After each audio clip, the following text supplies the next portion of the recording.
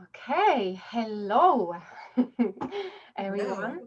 I am here today to speak with Tamara Jeffries as part of the series on magic and meaning beyond motherhood.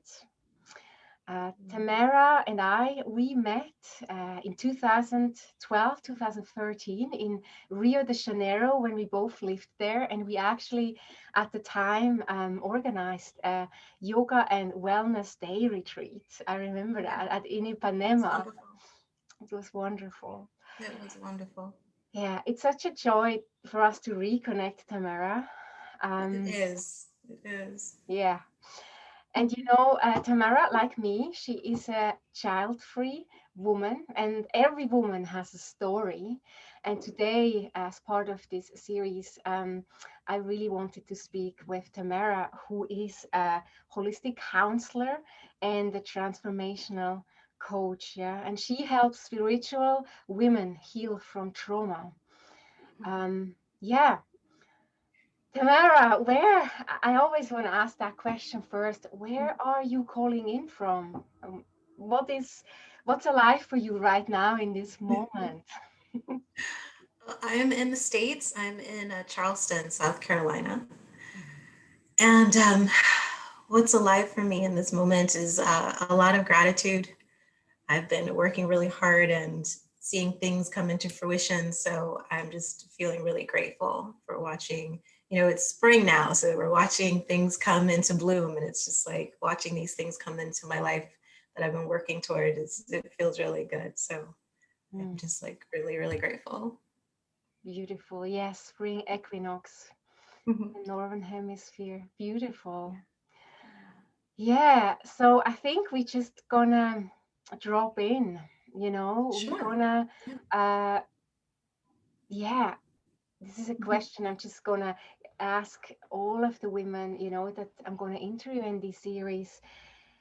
What is your story around this topic of, the child-free life, motherhood, Mhm. or creating beyond um, physical children? Yeah. Mhm. How did you find magic and meaning in life without motherhood? Right. I mean, it's a big question. Wow, like where do you start? I think, for me, I was always very ambivalent about motherhood.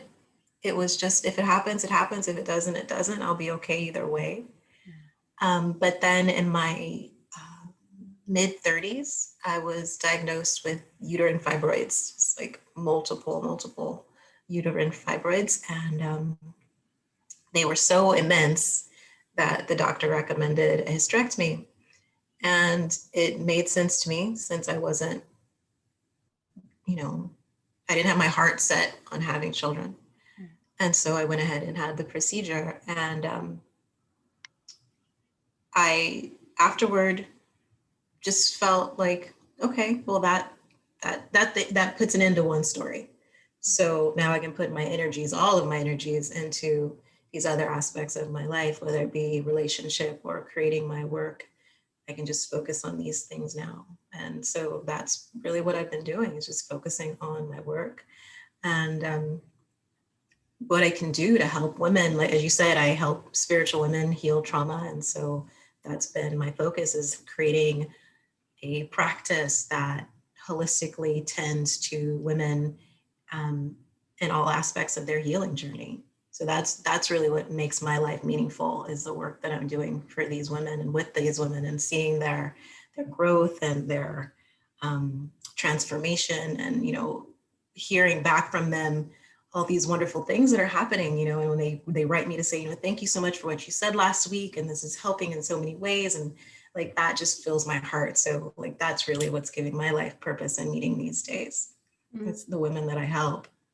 yeah, yeah, I can resonate with that Mhm, 100%. And sure. also, I remember when we spoke first, you mentioned something about there was almost a sense of relief once.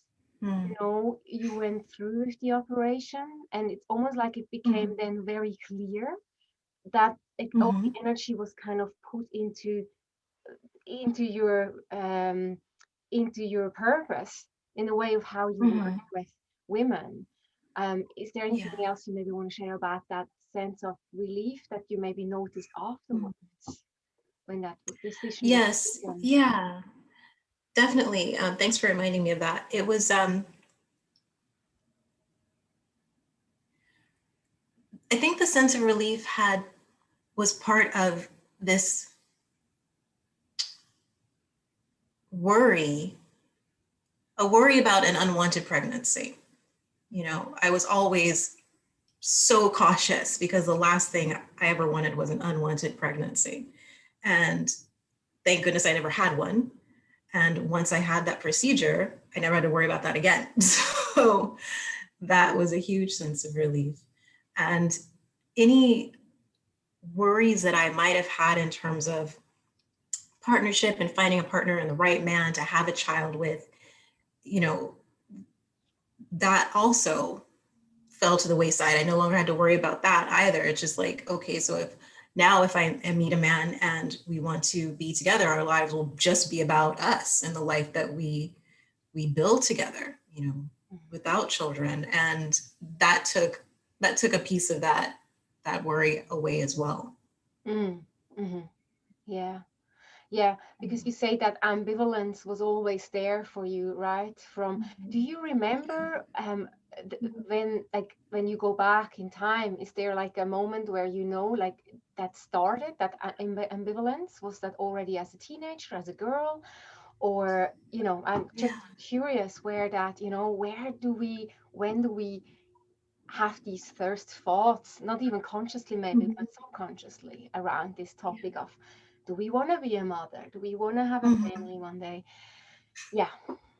Yeah. I vacillated with it from childhood into adulthood. And I think it's really funny because as a little child, and when I say little child, I mean like 5 years old, and you're thinking like one day I'll grow up and I'll get married and I'm gonna have 12 children because you don't know what goes into having children.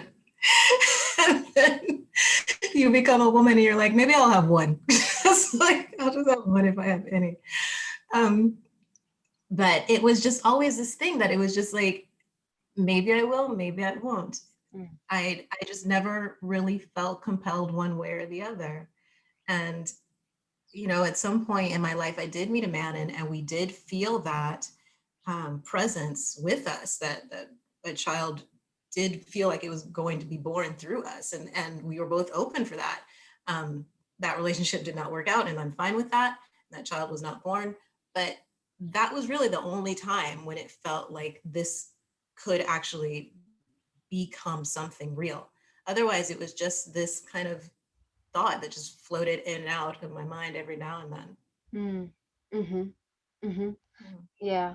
And was it like when were you surrounded by people who had like children, most of them, or did you always have kind of friends in both camps? Or and how was it like to realize, especially I think after we get a little bit older, right? And then everyone around us, not everyone, but still the majority of people will end up having children. Mhm. Mhm. How was that for you? Like maybe seeing that or being around that? Did that bring up other questions that you asked yourself? I grew up around my aunties, and everybody has babies. Like everyone had children. I had tons of cousins, so it was just like that was definitely a part of life. It's like as a grown woman, you have children. But it wasn't, again, like I said, it wasn't something that was strong in me. Like when one of my cousins, my female cousins, had her child, and we were talking about it, motherhood. We were just talking about motherhood like years later. And she had such a deep love for being a mother and for babies and everything. And she just kind of went to this like sweet, like romantic place, like, don't you want a baby? And I was like, no, I don't. And she just couldn't understand. She just couldn't understand. And I was like, but it's okay because I don't really understand that drive in you either. Like, I've never felt that strong. Like, don't I like that? That's a really strong, I feel, primal thing for a woman that just she just wants a baby. She wants it to be a mother. And I've just never felt that. So I think me and my cousin were both sitting in places of like not really understanding each other. But it's just like it's all good. It's like I'm Yeah. happy she's a mother, and I'm happy that she's happy being a mom, and it's Yeah. great. Yeah. Yeah. And I think you speak to something very, I think, interesting here, the drive or the passion, that can Mm-hmm. sometimes be very much innate. A woman just knows Mm-hmm. that's what she wants. And for Yeah. others, and the more I speak with women about it, it's not Mm-hmm. there. And Yeah. that's why they have more questions around it, because in Mm-hmm. society, it's the most normal thing to do, right? Right. And Right. so that Yeah. drive, I'm curious, did you have, so there was not the drive or the passion to become a mother, but was there Mm-hmm. an other passion or drive that you sensed that was there in, like, because you now have that beautiful business of yours, for example, Mm-hmm. right? And there's obviously a passion for helping and supporting Yes. others. Yeah. Yeah. So would you say that was that a passion or a drive that you sensed earlier in your life?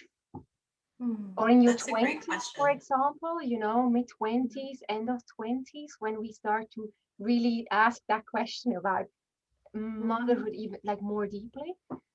Yeah. I never made that connection, but being of service is something that I've always done, been drawn to, wanted to do, found, my way to. It's just like, I think starting as a teenager as like volunteering in a hospital, it was just, that just felt like the right thing to do. I just wanted to do that. And I've done volunteer work since then, and I've grown my business out of this deep desire to be of service. And so that is definitely a passion. And I think that it's an interesting connection to draw that, had it not been for this kind of movement away from motherhood, maybe this other passion would not have come up, because mothers are definitely of service. They're serving their children, they're serving the wider society by rearing their children. Um, So perhaps in its stead came this desire to be of service to a wider community of women. I don't Yeah, know. yeah, and because yeah, I love that, being of service to to the wider community, to the bigger family, not so much the Yeah, nuclear family, but like yeah, the bigger family. And yeah. service, I think there's also a level of, I think we spoke about that the first time when we talked, that I'm a strong, I'm not sure, I don't find the word in English, but like I strongly sense that you can be living the quality of mothering, the Mm-hmm. energies of mothering, Mm-hmm. in different way. Like it doesn't have to be perceived through your children. Yeah. So Right, you can right, mother in your work, with your right, pet, in right. relationships. So the quality of Mhm. care, of Yeah, protecting, of nurturing, um, yeah. all of that. Yeah. So if we speak of these qualities, and don't you do you feel like you're doing that in your life through the service, through your work, in Mhm. that way? I definitely think that there is something maternal in being a counselor, in that you are holding space for someone and you are doing it in an unconditional container, just it's a place of unconditional respect and unconditional care. And that can feel very maternal, definitely, Yeah. definitely. Hmm. Yeah. I feel you there. I sense that Mhm. too. Mhm. Beautiful. Beautiful. Yeah. Yeah. Do you have a pet? Just curious. I Because don't. a lot of us have pets, right? No, Yeah, you don't have a yeah. pet. At some point, I want one, but I don't now. Yeah. Yeah. Yeah. Okay. Beautiful. And then, I think this other element that I like to speak about with women who don't have children is how we create in other ways. Because, Mhm. when we think of obviously creating a child, procreating, you know, also historically, that's kind of like what the woman was really, that was her main kind of responsibility, right? It was to procreate and have children and then mother them, right? And Yes. obviously we have Yes. come a long way from there. I in some parts in the world, yeah, Yes. not Yes. everywhere, but even Mhm. so, Right. it is still, I think, sometimes very deep in our subconscious lineal work, you know, generation over generation. That Mhm. uh, so how do we like? How can we create? How can we own that creation part beyond Mhm. procreating Right. and really be also like be proud of our creations apart from creating children, yeah. So this Yeah. is something, yeah, you and I also talked about. How do you Mhm. see yourself creating in the world? Mhm. Huh? Mhm.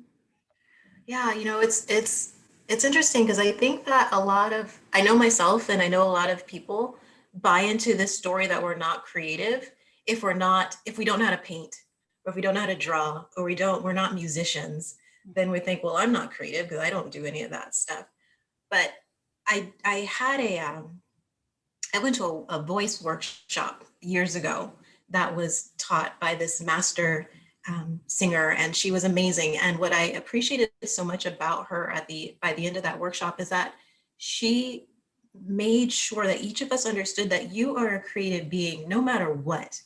You are a creative being and you have it in you to create. So don't be afraid, because like this is that was a situation where everyone was going to get up and sing a part of a song and people are nervous and everything. But she's like, this is part of you. This is part of your natural humanity, is your creative power. So just don't be afraid. And so I think of that when I had, bought into that story that I wasn't creative. And it's like, but I am creative in many ways. And part of my creativity comes through my work and like the different offerings I make, but I also write. And I've written a play and I love to sketch. And I find that cooking is very creative and dance is very creative. And there's just so many ways to be creative. Even in the choice of clothing you wear, you can be creative. So I think that we always have opportunities throughout the day to show our creativity in really wonderful ways that people don't really think about too often. But I mean, for me, the way that I create through my life is definitely through my work, and creating. I think creating transformation is that's what I'm doing. I'm creating transformation in the lives of women. So that is the meaning maker of my life. Beautiful. And I love creating that you create transformation because this is something we would not, yeah, as you say, traditionally we look at an artist is creative and it's a painter, someone who writes a book or a musician, right? But we have to Mhm. really open up, like we create our life Yeah, all yeah, the time, all the time. continuously, yeah. So Yeah. we have a very narrow view of creating, and as Hmm. we break it up, do you feel also there's a sense of fulfillment that comes with knowing that you can create your life, Oh, yeah, like an yeah. aliveness? Yeah, absolutely. Yeah. Absolutely. There's that sense of fulfillment. And I mean, not just, I think even in just knowing that it's possible, even before you get to what you have created, before you get to an outcome, just knowing that it is possible for you to bring an idea to fruition, whatever it may be. I think that in itself is fulfilling, just knowing that you have that potential. And then when you actually get to bring something into life, it's just like amazing, it's so deeply satisfying. Yeah. So yeah, definitely. Yeah. Yeah. Yeah. I hear you. Yeah, and going back to that, your create transformation. This is also something, you know, I listened to a podcast a couple of weeks ago from Switzerland, Mhm. where the interviewer was asking, she was also talking to different couples who didn't have children, who were child free and very happily child free, yeah, at peace with being child free. Um, Mhm. And she talked about transformation, so often, obviously, becoming parent, becoming a mother. Yes, no, there's no question. And I'm seeing that in my work as a birth doula. It's an Right. incredible Yeah. transformation and Yeah. quite quick and Yeah. boom. And Yeah. and it's really something that women, men, everyone needs to grow into, right? But she Mm. asked the question around, well, how, like, are they transformation, like big transformations like that in lives of people who don't have children? And I was like, Mhm. whoa, yeah. I mean, come on. And Right? obviously all the list, the other were like, yeah, I mean, and I remember last time when you and I spoke, you said something beautiful about there's constantly transformation happening, big and Mhm. small, in people's lives. Yeah. Mhm. Oh, And absolutely. for example, becoming working for a corporate, becoming a solopreneur, that's Right. stepping into that that's a Huge. huge transformation. Huge. But also there's all these little ones, and you talked about the ritual, like how we have to bring in ritual again, Mm. and Mm. acknowledgement and honoring of all the little transformations that are happening constantly too. Right. Yeah. Right. Can you speak Yeah. maybe a little bit about that? Because I think that's, yeah, beautiful. Yeah. Yeah. Thanks for bringing that up. Rites of passage. That's what it's about. Rites of passage. And we had these big rites of passage of menstruation and marriage and childbearing. But for women who aren't bearing children, there's still all these other rites of passage of becoming a business owner, or becoming a homeowner, or becoming um, proficient at some skill, some hobby that you've been wanting to master for years. There's so many little moments in life that aren't little at all. They're very significant because it adds something to your sense of self. Mm. So anything that adds to your sense of self, I think, deserves to be honored, you know? Yeah. And I love the idea of ritual to signify these moments in life, because I feel like ritual makes something land in your psyche in a way few other things do. I believe that's why marriage is so huge. It's like these two people make these vows in front of all these people, and like it becomes concrete in their spirit. Like this is a real thing. Mm. And I think that if we had more rituals around these rites of passage, I think it would give the larger society an appreciation Mm. for these things that so many of us are going through, but it would also give the individual a greater sense of depth into what they're going through and the transformation that they're moving through. Yeah. Yeah, and it could be also right, moving from one country to the next, or Mm-hmm. like relocation. That can be Mm-hmm. huge sometimes. Oh yeah. Oh yeah. Healing from addiction, from being an addict going into recovery. I mean, these people are Yes. changed. Yes. These are transformations that people Absolutely. go through.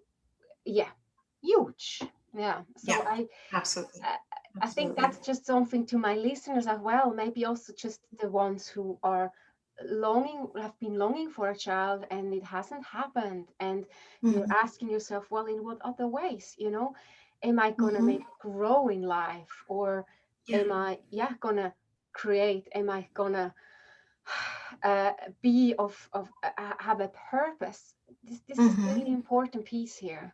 This Yeah. Oh transformation yeah. piece. Yeah. Mm-hmm. Yeah. Yeah. Yeah. I think when it comes to finding purpose, when people are feeling lost and disheartened, I think that it's helpful to look at the world and look at some issue that really like moves your heart. It's like whatever it is out there that really speaks to your heart in a profound way. For me, it was women who were survivors of sexual assault. Like that was the thing that was on my heart so heavy that I was like, all right, this is what my purpose is going to be. Like, I want to help these women. I know I can't bring it into sexual assault, but I can help women heal from it. And so, if there's something out there that's weighing on your heart, I think that can be the entryway to finding what your purpose is outside of motherhood and all that. Yes, I'm so happy you speak to that. Yeah, yes, 100%. And I like how it's something that speaks to your heart in profound ways. I often call it, your purpose is linked to your joy or your heartbreak. And sometimes the Yeah. two go even together, you know? Yeah. Like Yeah. that's where you start, that's where you feel into, that's where you drop into, and that's where, yeah. And Mm-hmm. it may not just be one purpose. For some people, it's like a life's purpose, and for others, it's Right. several different purposes at different Right. times. But there's Right. this connection that they feel while they do Mm-hmm. that work. Doesn't Yeah. even have to always be a business. It can be done in service next to your corporate job sometimes. Like it's Of course. right. Of course. Yeah. Uh, it's Yeah. not that you have to change your career just to live your purpose. No, like purpose No. is so No. it's bigger than that, Right. right? Exactly. Exactly. Yeah. Yeah. I think that's a good point because I think people get caught up in thinking that they have to make a living at their purpose. Yeah. And that's not true. That's not No. true. Like you could be making a living that's supporting you in the efforts to move ahead in your purpose. So they don't have to be the same. Yes, exactly. And I like to point that out because Mhm. sometimes it can be a lot of pressure as well around living and finding your purpose, and now you have to change everything. No, no, you don't. Like Mhm. for some, it looks like that, but that's not for everyone. Yeah. No, no, no. It can be, volunteering with an organization. It doesn't have to be your Yeah, livelihood. exactly. Oh. Yeah, yeah. Ah, wow. Yeah, beautiful, beautiful. Well, Tamara, um, Mhm. is there is there anything else right now that you feel like that comes through that you would like to share around this, uh, Mhm. you know, the topic of finding magic and meaning beyond motherhood Mhm. that you think could I be love that. helpful? I love that you put these words together, magic and meaning, because I think that we look at life as mundane and we forget the magic that's there. And I feel this is something that I've discovered for myself in moments. Of course, it doesn't last more than moments, but when you can drop in and be really present, those moments feel like magic. Even if you're just making breakfast, like those, if you're really, really present to it, every movement feels like something otherworldly. It feels magical when you can be really, really present. And I think that when it comes to finding purpose and finding meaning, we just have to get really present with ourselves and yeah, settle in, like sink in and settle in and find that quiet place and just move from there, and just move from there. Mm. Mm. Mhm. Oh, yes. We're just Yeah. gonna leave it at this because this is beautiful. Move from there. Yeah. And it's a practice, isn't it? To come back Mhm. to this place, this inner sanctuary, and then move from there. Move from there. Yeah. Mhm. Absolutely. Absolutely. It's a practice. Mm. It's a practice. Well, Tamara, if I mean you have such a wealth of, skills and also wisdom to share. Like if women or men, if we have men listeners here, if you wanna get in touch with Tamara, what is the best way for listeners to get in touch with you? Yeah. My email address is growandthrivewellness.com. Mm-hmm. And if you wanted to just write to me, you can um, write to me at tamarajeffries.com.